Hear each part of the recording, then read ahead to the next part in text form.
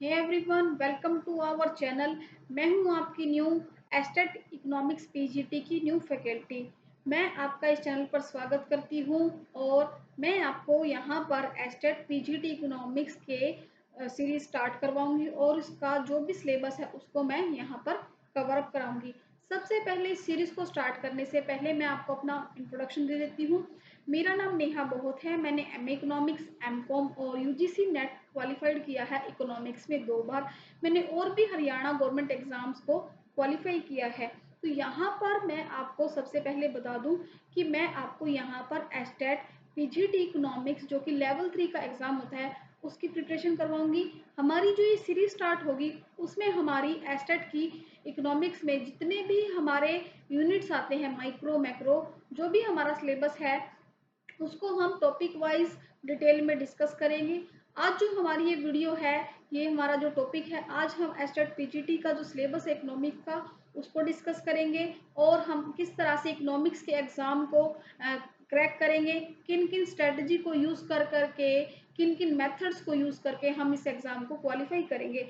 ये वीडियो आपके लिए बहुत इंटरेस्टिंग होने वाला है। आप इस वीडियो को एंड तक जरूर देखना और ये वीडियो आपको बहुत ही हेल्पफुल रहेगा।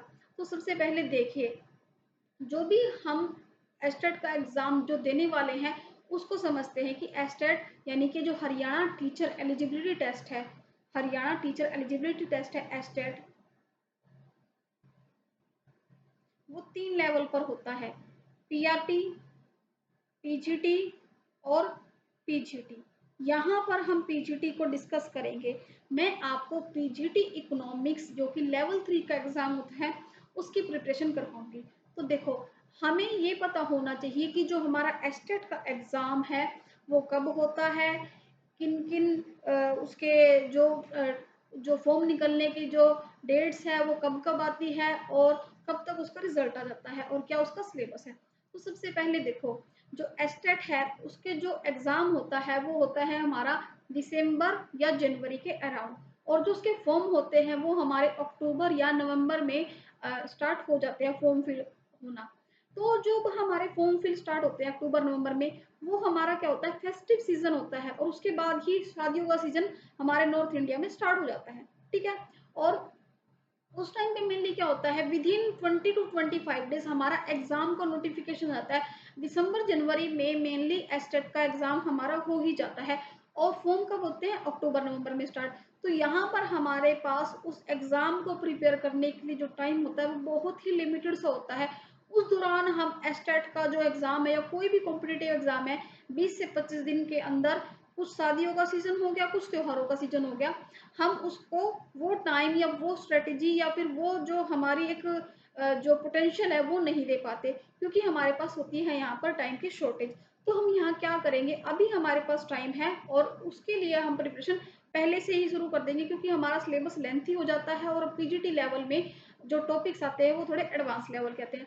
तो यहाँ पर हम सिलेबस को अच्छे से शुरू कर देंगे, पहले ही शुरू कर देंगे, ताकि जो हमारा सिलेबस है वो अच्छे से कवर अप हो जाए और जब तक हमारे फॉर्म स्टार्ट हो या फिर जब तक हमारा एग्जाम हो, हम सिलेबस को कवर करके एक रिवीजन के हाई लेवल तक पहुंच जाए। तो देखो, सबसे पहले समझते हैं कि किन किन स्ट्रेटेजी, किन किन मेथड्स और किन किन स्किल्स को और किन किन क्वालिटी को अपने अंदर लगा के, अपने अंदर हम उसको अब्जॉर्व करके एस्टेट पीजीटी के इकोनॉमिक्स के जो एग्जाम है उसको क्वालिफाई कर सकते हैं। तो देखो, कोई भी जो एग्जाम होता है, कोई भी जो एग्जाम होता है उसके लिए सबसे पहले आपको कंसिस्टेंट रहना बहुत जरूरी है, कंसिस्टेंसी। और आपको अपने आप से ऑनेस्ट रहना, ऑनेस्ट रहना खुद से। हम दूसरों को अपनी ऑनेस्टी का प्रूफ नहीं दे सकते, लेकिन हम अपने आप से ऑनेस्ट रह सकते हैं कि हमने खुद कितना पढ़ा, हमने अपने आप को कितना टाइम दिया, हमने उस टॉपिक को कितना टाइम दिया और हम कहाँ पर स्टैंड करते हैं। तो देखो, ये कुछ मैंने यहाँ पर स्ट्रेटजीज को डिफाइन किया है कि किन तरीके से हम अपने एग्जाम को क्वालिफाई कर सकते हैं। तो सबसे पहले देखिए कि हम किसी भी अगर एग्जाम में बैठ रहे हैं तो हमें ये पता होना चाहिए कि उसकी क्या गाइडलाइंस है और क्या उसका एलिजिबिलिटी क्राइटेरिया है। यहाँ हम पीजीटी की बात कर रहे हैं जो कि लेवल 3 का इकोनॉमिक्स का टेस्ट है। उसकी अगर हम बात करें तो हमें क्या चाहिए पीजीटी में, बीएड, बीएड प्लस मास्टर्स। ठीक है। अगर आपके पास बीएड है और मास्टर्स की डिग्री है तो आप एस्टेट पीजीटी इकोनॉमिक्स के लिए एलिजिबल हो। उसके बाद हमारे पास दूसरा क्या पॉइंट आता है, दूसरा आता है कि हमें समझना होगा कि जो हमारा एग्जाम है और उसका सिलेबस है वो क्या है और उसका क्या पैटर्न है। ठीक है, हमारा जो एग्जाम है वो किस सिलेबस से या किस पैटर्न से आता है। एग्जाम्स दो तरीके के होते हैं, ऑब्जेक्टिव और सब्जेक्टिव। तो जो हमारा एस्टेट का एग्जाम है वो ऑब्जेक्टिव बेस्ड एग्जाम होता है, यानी कि उसमें एमसीक्यूज पूछे जाते हैं, यानी कि क्वालिफाइंग नेचर का एग्जाम है। उसका क्या पैटर्न है, मतलब कि उसमें कितना हमारा सब्जेक्टिव पोर्शन आता है, कितना हमारा पोर्शन कॉमन पोर्शन आता है, यानी कि जिसमें आपका हिंदी, इंग्लिश और सीडीपी रह गया। ठीक है, उसके बाद जो हमारा सिलेबस है, अब हम बात कर लेते हैं सिलेबस की। जो हमारा एस्टेट का सिलेबस है वो हमारा लास्ट ईयर यानी कि 2023 में ही हमें दिया गया था। ठीक है, उससे पहले हमारा कोई भी एस्टेट का सिलेबस नहीं था। तो हमारा जो सिलेबस आया है एस्टेट का, पीजीटी का या सभी सब्जेक्ट्स का, उसको हम ध्यान में रखते हुए सभी टॉपिक्स को बेसिक से स्टार्ट करेंगे। बिल्कुल बेसिक से 0 लेवल से स्टार्ट करके हम उसको एक एडवांस लेवल पर लेके जाएंगे, ताकि आपको किसी भी तरह के डाउट, कोई प्रॉब्लम, कोई भी आपके दिमाग में किसी भी टॉपिक को लेके, किसी भी क्वेश्चंस को लेके आपको ये ना रहे कि ये टॉपिक अगर मैंने नहीं किया या मुझे नहीं आता या मैं नहीं कर पाई या मुझे नहीं करवाया गया, मैं एग्जाम में वो क्वेश्चन मेरा रह गया। आपको सभी टॉपिक्स करवाए जाएंगे। ठीक है, बिल्कुल बेसिक लेवल से एडवांस लेवल तक। आपको पर्टिकुलर टाइम चार्ट यानी कि एक पर्टिकुलर टाइम टेबल और शेड्यूल दिया जाएगा कि किन किन टाइम पर किन किन ड्यूरेशन के अंदर हम कौन सा टॉपिक करेंगे, जिसमें हमारी सभी units micro, macro, growth and development, international economics, statistical method, Indian economy और हमारा पब्लिक इकोनॉमिक्स, इंटरनेशनल इकोनॉमिक्स, जो भी हमारी यूनिट्स हैं उन सभी को एक प्रॉपर शेड्यूल के अंदर और सिस्टमेटिक वे से करेंगे। तो देखो, बहुत सारी हम जब हम इकोनॉमिक्स को पढ़ते हैं, हमारे बहुत सारे जो इकोनॉमिक्स के टॉपिक होते हैं वो एक दूसरे से कोरिलेट करते हैं। अगर हमें एक टॉपिक आ गया या एक चैप्टर हमारा कवर अप हो गया, तो दूसरे चैप्टर को हम तभी समझ पाएंगे जब हमारा पहला चैप्टर हमें आता होगा। बहुत सारे ऐसे टॉपिक्स हैं हमारे इकोनॉमिक्स के। फॉर एग्जाम्पल, अगर आप माइक्रो इकोनॉमिक्स की बात करो, जिसको हम हिंदी में व्यष्टि अर्थशास्त्र कहते हैं, अगर आप माइक्रो इकोनॉमिक्स को अच्छे से कर लेते हो, उसके कंसेप्ट को, उसके बेसिक को डेप्थ लेवल में समझ लेते हो, तभी आप मैक्रो को हैंडल कर सकते हो। क्योंकि मैक्रो एक बहुत ही वास्ट टॉपिक है और मैक्रो एक समष्टि अर्थशास्त्र जो कहलाता है वो एक पूरी एग्रीगेट इकोनॉमी को डिफाइन करता है। माइक्रो एक छोटे लेवल पर डिफाइन करता है। माइक्रो का मतलब व्यष्टि यानी कि सूक्ष्म और मैक्रो का मतलब समष्टि। ठीक है, फिर है आपका coaching classes and self preparatory apps, यानी कि एप्स या नोट्स जो भी है। कोचिंग क्लासेस मतलब यहाँ पर जो सीरीज चल रही है और जो आपका बैच स्टार्ट होगा उसमें आपको पूरी प्रॉपर क्लासेस प्रोवाइड की जाएगी अकॉर्डिंग टू सिलेबस और अकॉर्डिंग टू टॉपिक 1 बाय 1। ठीक है, उसके आपको जो सेल्फ मेड नोट्स होंगे, पीडीएफ्स होगी, वो आपको मिल जाएंगी, जो कि आपकी अकॉर्डिंग टू क्लास होगी। इन पीडीएफ और इन क्लासेस की हेल्प से आप अपने नोट्स प्रिपेयर खुद कर सकते हैं। ये मतलब आप रिवीजन करोगे डेली बेसिस पर, इससे आप क्या करोगे, अपने नोट्स बनाओगे, खुद के सेल्फ प्रिपरेशनरी नोट्स बनाओगे। ये नोट्स आपके खुद के बने हुए होंगे, जो कि आपको एग्जाम टाइम में बहुत ही हेल्पफुल होंगे एक क्विक रिवीजन के लिए। क्योंकि एग्जाम टाइम में क्या होता है, हमारे पास टाइम की शॉर्टेज होती है और हमें फटाफट फटाफट यानी कि एक फास्ट ट्रैक मोड में सभी टॉपिक्स को रिवीजन करना होता है, एक रैपिड प्रोग्रेस में, मतलब एक रैपिड फायर राउंड होता है वो हमारा। तो यहाँ पर हम क्या करेंगे, जो हमारे सेल्फ के नोट्स होते हैं, क्योंकि उस टाइम हम सोचते हैं कि सभी यूनिट्स को हमें डिस्कस करना है, तो हमारे पास क्या होता है, हैंड रिटन नोट्स हम फटाफट रिवाइज कर लेते हैं। इन सब के बावजूद जो भी आपके टॉपिक्स हम करवाएंगे, उसके बाद अगर आपको कोई डाउट रहता है, कोई प्रॉब्लम आती है या आपको कोई टॉपिक समझ नहीं आता, तो उसके लिए यहाँ पर हम आपको डाउट क्लियरिंग जो सेशन होगा उसमें आपके डाउट्स क्लियर हो जाएंगे। फिर आप खुद से प्रैक्टिस करोगे, आपके जो प्रैक्टिस सेट होंगे, प्रीवियस ईयर के क्वेश्चंस होंगे, पीवाईक्यू सीरीज होगी, उसकी हेल्प से आप जो भी प्रैक्टिस करोगे और जो भी आप टॉपिक देखोगे, समझोगे और उसको बार बार दोहराओगे, तो आपको एक रेगुलर जो मोड है उस पर आप प्रैक्टिस करते जाओगे, तो आपको एक खुद से कॉन्फिडेंस आ जाएगा कि हाँ, पहले मुझे वो चीज़ आती नहीं थी, अब मैं उस चीज़ को, उस ट्रैक पे धीरे धीरे आ रही हूँ या आ रहा हूँ।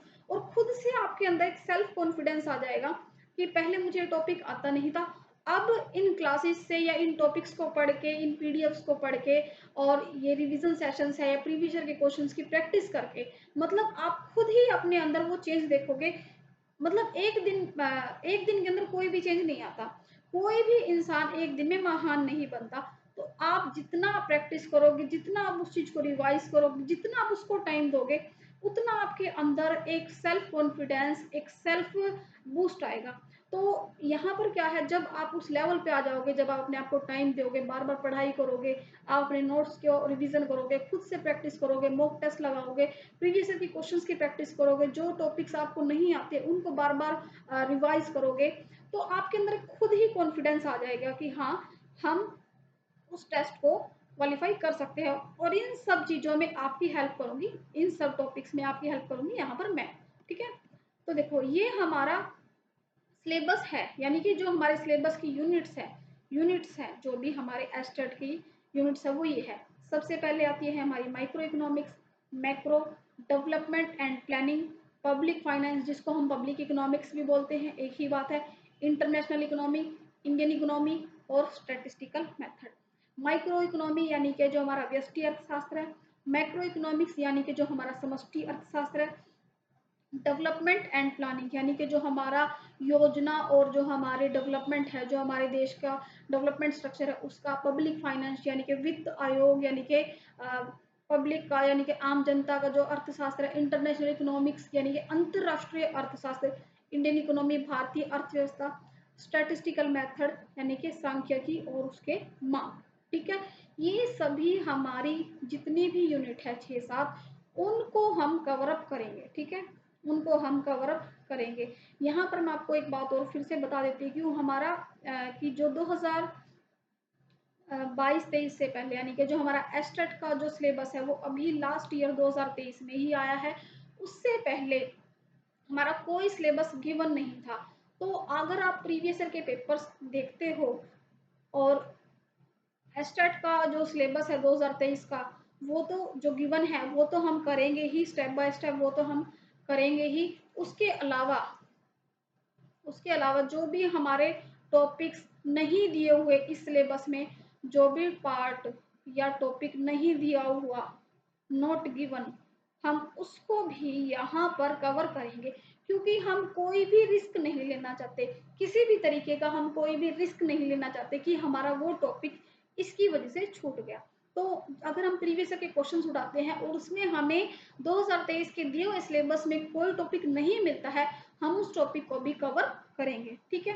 हम पिछले 6-7 सालों के जितने भी हमारे एस्टेट पीजीटी के इकोनॉमिक्स के क्वेश्चंस हुए हैं, प्रीवियस ईयर के प्रॉब्लम सभी को हम वन बाय वन करके सीरीज सेशन स्टार्ट करके सोल्व करेंगे। तो देखो, वन बाय वन हम इन यूनिट्स को, सिलेबस को डिफाइन कर लेते हैं, किस तरीके से ये यूनिट एक दूसरे को कोरिलेट करती है, किस तरीके से हम यूनिट को कवर अप करेंगे और इनको वन बाय वन करके इनको डिस्कस करेंगे। तो देखो, हमारा ये सिलेबस है, गिवन है हमारा, जो कि हमारा ऑफिशियल जो वेबसाइट है उस पे से लिया गया है, ठीक है। तो यहाँ पर मैं आपको बताती हूँ इस सिलेबस को हम कैसे करेंगे वन बाय वन, और इसके सारे स्ट्रेटजीज की पॉइंट्स किस तरह से करेंगे, कैसे हमें ये हेल्पफुल होगा। तो देखो, बिल्कुल बेसिक से स्टार्ट करते हैं, बिल्कुल बेसिक से। ये सभी टॉपिक्स आपने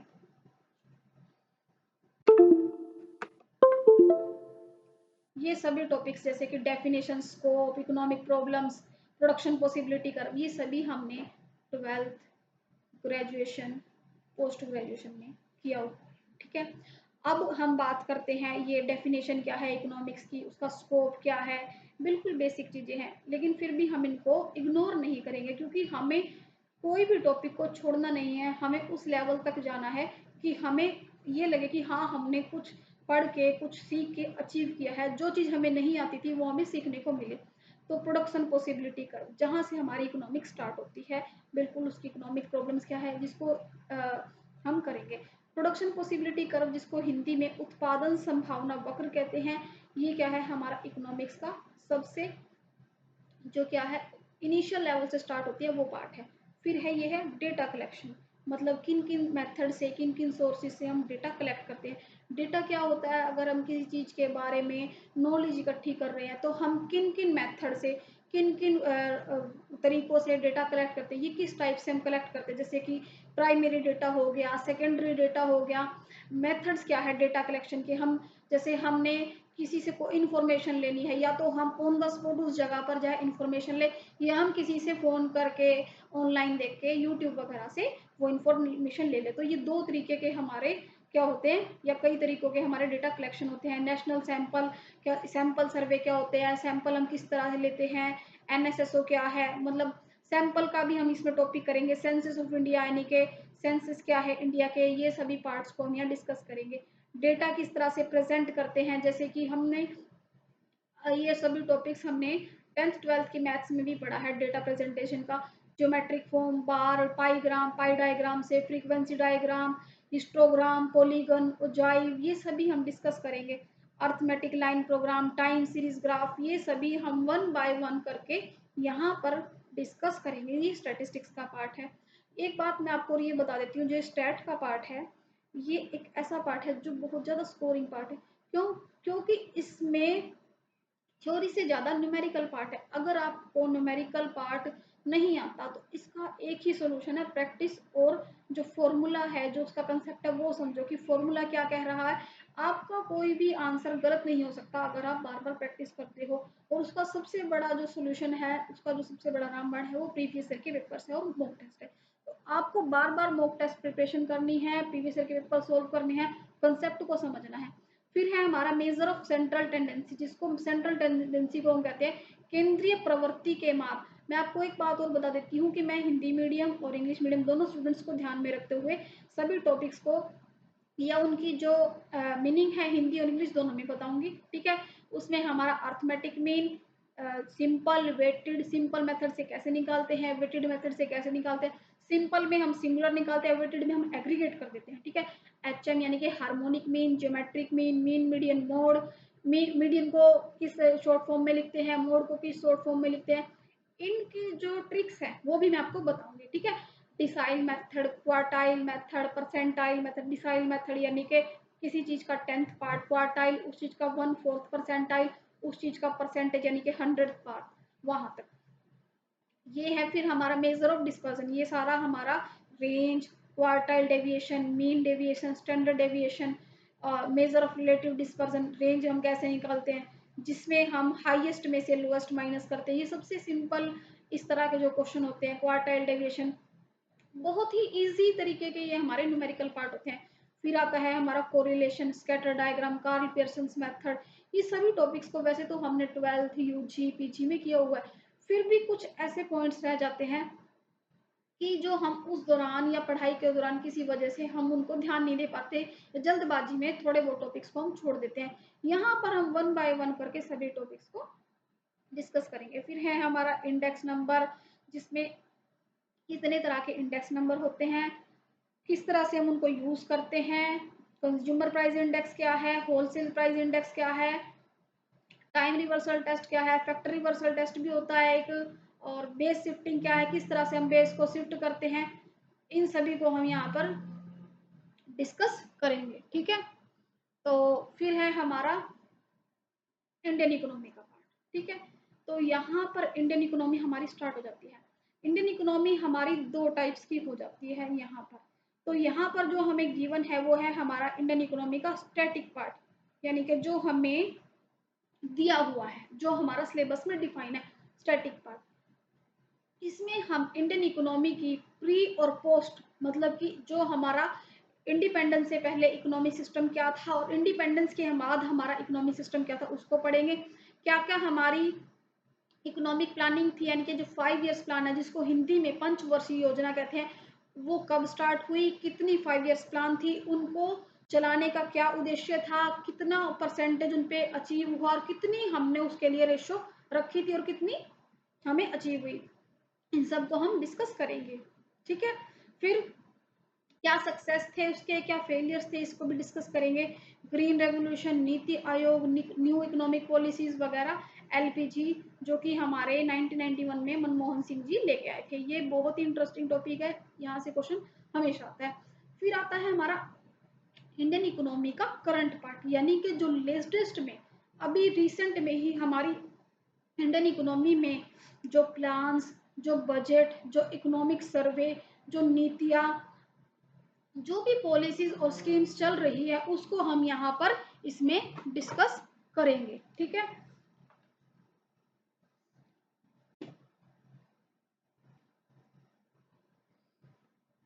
फिर है हमारा पॉवर्टी। देखो पॉवर्टी क्या है, types of poverty, data analysis poverty in India, poverty elevation program, rural development, various programs of rural development, agriculture marketing, NABARD, ये सभी टॉपिक्स को हम डिस्कस करेंगे। Meaning, types of unemployment, employment generation, infrastructure, ये सभी टॉपिक्स क्या है हमारे इसमें आ जाएंगे इंडियन इकोनॉमी में। ठीक है। फिर है हमारा ये शुरू हो जाता है यहाँ से सस्टेनेबल डेवलपमेंट से यहाँ तक, ये सारा हमारा ग्रोथ का पार्ट हो गया। ये सारा हमारा ग्रोथ का पार्ट हो गया, ग्रोथ एंड डेवलपमेंट का, ग्रोथ का। ठीक है। फिर है हमारा माइक्रो इकोनॉमिक्स। माइक्रो इकोनॉमिक्स का क्या नेचर है, क्या प्रॉब्लम्स है, सेंट्रल प्रॉब्लम इकोनॉमी की क्या है, पीपीसी क्या है, और कैपिटलिस्ट इकोनॉमी क्या है, मिक्स्ड इकोनॉमी क्या, मिक्स्ड इकोनॉमी क्या होती है जहाँ पर प्राइवेट और गवर्नमेंट दोनों एक साथ काम करती है, सोशलिस्ट इकोनॉमी क्या है, अपॉर्चुनिटी कॉस्ट कर दिया। ये सभी के सभी टॉपिक्स को हम वन बाय वन करके कवर अप करेंगे, बिल्कुल बेसिक टॉपिक है। और फिर मैं आपको साथ साथ ये भी बताती जाऊंगी किन टॉपिक्स में से क्वेश्चन बन सकता है और किन टॉपिक्स को हमें ज़्यादा मेनली ध्यान से करना है। ठीक है, छोड़ेंगे हम कोई भी टॉपिक नहीं। Consumer behaviour, utility analysis, cardinal and ordinal utility, budget line, indifferences curve, जिसको कि हम बहुत ही अच्छे तरीके से करेंगे कि रैंकिंग से हम इंडिफरेंसेस कर्व क्या कर सकते हैं, दो चीज़ों में कैसे इंडिफरेंस कर्व बन सकता है with the help of diagram, applications of indifferences curve, consumer equilibrium, marginal rate of substitution, कि इंडिफरेंसेस कर्व से जब हमारा वो उसको हम डिफाइन कर दे सकते हैं बजट लाइन से, तो हमारा मार्जिनल रेट ऑफ सब्स्टिट्यूशन कैसे निकलता है, जहाँ पर कंज्यूमर इक्विलिब्रियम में आ जाएगा। फिर आता है हमारा डिमांड का topic, elasticity of demand. Demand में ही हमारा नॉर्मल गुड्स, इन्फीरियर गुड्स, गिवन गुड्स, इन सभी को हम डिस्कस करेंगे। फिर है हमारा प्राइस इफेक्ट, किस तरीके से प्राइस इफेक्ट करता है, इनकम इफेक्ट करती है, मतलब जब इनकम ज़्यादा होगी तो कंज्यूमर ज़्यादा चीज़ें खरीदेगा, इनकम कम हो जाएगी तो कंज्यूमर कम चीज़ें खरीदने लग जाएगा। सब्स्टिट्यूशन इफेक्ट क्या होता है कि किस चीज़ को लेने से या किस चीज़ के कम प्राइस होने पे, ज़्यादा प्राइस होने पे कंज्यूमर एक चीज़ से दूसरी चीज़ पे स्विच करता है। हिक्स और सलस्की का इफेक्ट, यानी कि जो इनकम इफेक्ट है इनका, वो भी करेंगे। रिबिल्ड प्रेफरेंस थ्योरी जो कि सैमुअल्सन ने दी थी, उसको भी हम डिस्कस करेंगे। इलास्टिसिटी ऑफ डिमांड, कितने तरीके की डिग्रीज होती हैं, क्या क्या टाइप्स है इलास्टिसिटी ऑफ डिमांड के। ठीक है। Revenue, concept of revenue and their inter relationship, revenue किस तरीके से होता है, टी आर, एम आर, यानी कि total revenue, average revenue, marginal revenue, इन सभी का क्या रिलेशन है, डायग्राम की हेल्प से हम करेंगे। इसी के दौरान हम रेक्टेंगुलर हाइपरबोला, यानी कि जो कि उनका ग्राफ बनता है उसको भी डिस्कस करेंगे, कि ये भी एक बहुत इंपॉर्टेंट पार्ट आता है। फिर आता है हमारा मार्केट का टॉपिक। मार्केट में क्या है, परफेक्ट कंपटीशन, मोनोपोली, ओलिगोपोलिस्टिक, जो भी ये हमारे मार्केट के टॉपिक्स हैं, यानी कि जो माइक्रो इकोनॉमिक्स का पार्ट है, उसको हम वन बाय वन करके सभी को टॉपिक को डिस्कस करेंगे। ठीक है। फिर यहाँ ये सारा हो गया हमारा माइक्रो तक का टॉपिक, यहाँ तक। अब आता है हमारा मैक्रो, स्टार्ट हो जाता है यहाँ से। देखो मैक्रो का पार्ट कब होता है, जब माइक्रो खत्म हो जाता है, क्योंकि अगर आपने माइक्रो इकोनॉमिक्स को अच्छे से समझ लिया तो ही आप मैक्रो को हैंडल कर सकते हो। जैसे कि मैंने आपको पहले भी बताया था, इसका क्या नेचर है, क्या स्कोप है, क्या स्टॉक है, ये सभी को हम डिस्कस करेंगे। मतलब कि circular flow, two sector model, monetary का 2, 3, 4 सेक्टर मॉडल्स क्या है, किस तरह से विड्रॉल होता है, मतलब किस तरह से हम इकोनॉमी से पैसा निकालते हैं, किस तरह हम इकोनॉमी में पैसा डालता है। फिर हमारा नेशनल इनकम आ गया। नेशनल इनकम का पार्ट क्या है, यहाँ से एक ज़रूर इम्पोर्टेंट आता है न्यूमेरिकल। नेशनल इनकम में से अगर आप प्रीवियस ईयर के पेपर भी देखो तो नेशनल इनकम का जो हमारा टॉपिक है उसमें से न्यूमेरिकल पार्ट ज़रूर आता है, किस तरीके से हम नेशनल इनकम का जो टॉपिक है वो करेंगे। तो यहाँ पर बहुत सारे मेथड से हम इसको सीखेंगे, nominal method, income method, product expenditure method, जो भी है हमारे टॉपिक इनको हम डिस्कस करेंगे। और जीडीपी, जीएनपी, डिफ्लेटर, ये सभी टॉपिक्स को हम डिस्कस करेंगे। फिर आता है हमारा मनी। मनी क्या है, कॉन्सेप्ट ऑफ नियर मनी, मतलब नियर मनी, ये भी बहुत इंपॉर्टेंट पार्ट है हमारा। Functions of money, money supply कैसे होती है, मनी सप्लाई के डिटर्मिनेंट्स क्या है, आरबीआई इसमें कैसे रोल प्ले करता है, कैसे आरबीआई इसको कंट्रोल करता है, मनी सप्लाई को, फंक्शंस क्या है कमर्शियल बैंक के, कमर्शियल बैंक क्या होता है। देखो कमर्शियल बैंक क्या होता है, जिस बैंक में यानी कि हम सब यानी कि आम जनता अपना लेन देन करती है वो कमर्शियल बैंक होता है। और सेंट्रल बैंक क्या होता है, सेंट्रल बैंक क्या होता है आरबीआई, यानी कि जो आरबीआई होता है वो सेंट्रल बैंक होता है। कमर्शियल बैंक अपनी जो भी प्रॉब्लम्स होते हैं वो आरबीआई से डिस्कस करते हैं। सेंट्रल बैंक किसी की भी प्रॉब्लम को डिस्कस नहीं करता, सेंट्रल बैंक सिर्फ कमर्शियल बैंक की प्रॉब्लम्स को हैंडल करता है और कमर्शियल बैंक हमारी प्रॉब्लम्स को हैंडल करते हैं। ठीक है, फिर आता है क्रेडिट क्रिएशन किस तरह से होता है। अब देखो ये भी एक इम्पोर्टेंट पार्ट है हमारा इसका, इसमें है determinants of output and employment, AD यानी कि एग्रीगेट डिमांड, एग्रीगेट सप्लाई। इसका भी एक बहुत ही इम्पोर्टेंट डायग्राम बनता है और जिसकी हेल्प से एक हम हमारा एक इसमें न्यूमेरिकल पार्ट भी आता है, वो भी हमारा प्रीवियस ईयर के पेपर देखो तो उसमें भी आता है। एमपीसी और एपीसी की क्या अप्रोच है, ये किस तरह से इसमें डिफाइन करती है। क्लासिकल अप्रोच क्या है, यानी कि केन्जियंस की क्लासिकल की अप्रोच, जो कि बहुत ही बड़े इकोनॉमिस्ट रह चुके हैं, उनके आपस में किस तरह से एक दूसरे से मतभेद चलते थे। केन्जियन के, क्लासिकल के, केन्जियन अप्रोच ऑफ एम्प्लॉयमेंट किस तरह से सुपीरियर है, किस तरह से दूसरे उससे इन्फीरियर है। ये सभी consumption hypothesis, relative absolute income hypothesis कितनी तरीके की होती है, absolute income hypothesis, consumption hypothesis, life cycle hypothesis, ये सभी को हम डिस्कस करेंगे। फिर है investment multiplier, meaning of MPC, marginal propensity to consume multiplier, इसका भी एक हमारा न्यूमेरिकल पार्ट आता है। ठीक है, एक्सेस डिमांड क्या है, इन्फ्लेशनरी गैप, इन्फ्लेशनरी गैप को हम कैसे फिल कर सकते हैं, किस किस वजह से होता है। Measure to control deficient and excess demand, किस किस मेजर से हम इसको कंट्रोल कर सकते हैं। Role of monetary policy, fiscal policy, foreign trade policy को हम कैसे डिस्कस कर सकते हैं। गवर्नमेंट बजट क्या होता है, देखो बजट किस तरीके से आता है, कब कौन बजट को डिफाइन करता है, क्या इसके ऑब्जेक्टिव्स है, क्या इस तरीके से इसका स्ट्रक्चर होता है और कितना इसमें अमाउंट दिया गया। बजट रिसिप्ट्स, बजट्स में पैसा कहाँ से आया, बजट पेमेंट्स, बजट का पैसा कहाँ गया, tax and non tax receipts, budget के क्या क्या एक्सपेंडिचर होंगे। बजट डेफिसिट्स, बजट के क्या क्या डेफिसिट्स यानी कि कमियां हैं, मीनिंग क्या है, मेजरमेंट्स क्या है। बैलेंस बजट किस तरीके से हम बैलेंस कर सकते हैं इसको, इन सभी को हम डिस्कस करेंगे।